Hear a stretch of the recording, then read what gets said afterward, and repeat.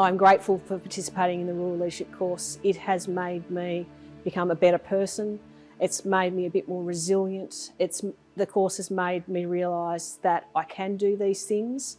It's helped me make decisions that I thought I could never make. And I believe that by doing that, it can help anybody make a decision if they're sitting on that apex of not knowing what they want to do. When I did this course, that I realised that there are other options for me out there, that I knew I was ready to finish being a police officer, but probably wasn't sure how I was going to go about that. This course gave me that resounding factor of how I could do that and walk away from the New South Wales Police with my head held high. So the Regenerate Snowy Valleys Leadership Program, the unique part about it was that they selected an age group that was quite young through to people that were in the height of their careers. It was a really great age group because you did have people that were definitely not confident enough to be, strong leaders in their community, but they showed certain characteristics and behaviours which definitely made them emerging leaders.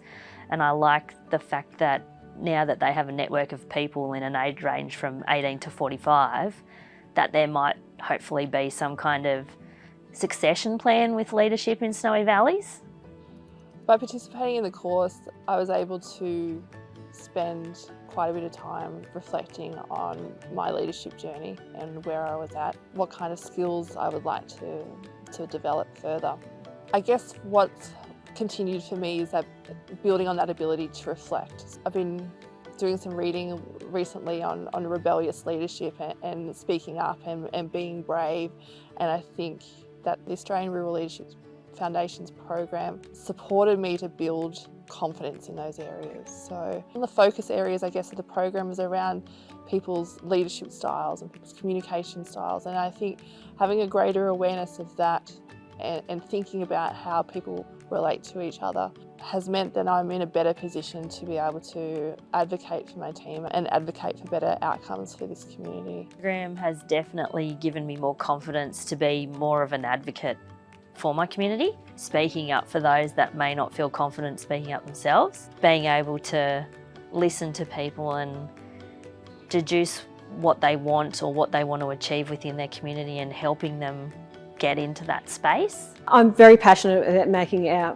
community of Dugong more resilient, especially obviously we're on a floodplain, and having that ability to be more resilient for that emergency situations that could arise from flooding for this community is probably the most beneficial thing we can do. A leader isn't always someone who's sitting at the top of the ladder. The leader can be someone who's even sitting on the bottom rung. It's just someone that you want to follow or do something with because they're willing to go where you want to go. I believe the Australian Rural Leadership Foundation has been able to develop stronger networks in the Snowy Valleys. I think by bringing people together who come from such different backgrounds and are employed, I guess, in quite very different roles. Moving forward, I am making a real conscious effort to try and bring people together to talk about mental health. So we're quite lucky in that we have a number of services that provide support to Tumut and provide support to the Snowy Valleys. But I'm really keen to bring those services together wherever possible so that we can maximise our impact and work together to achieve some real positive outcomes. Since the leadership program, some of the skills that I learnt during the program I have been able to put into practice with some of the jobs that I've taken on in the community. One of them is I'm a director of the Tumut Region Producers and Makers Cooperative, which has a retail store in Tumut, but it has cooperative members from all across the Snowy Valleys region. Some of the skills from the leadership program that I've been able to use there, again, sort of that negotiation, conflict resolution, when you have 23 people trying to develop that shared narrative, sometimes that can be really difficult, but being able to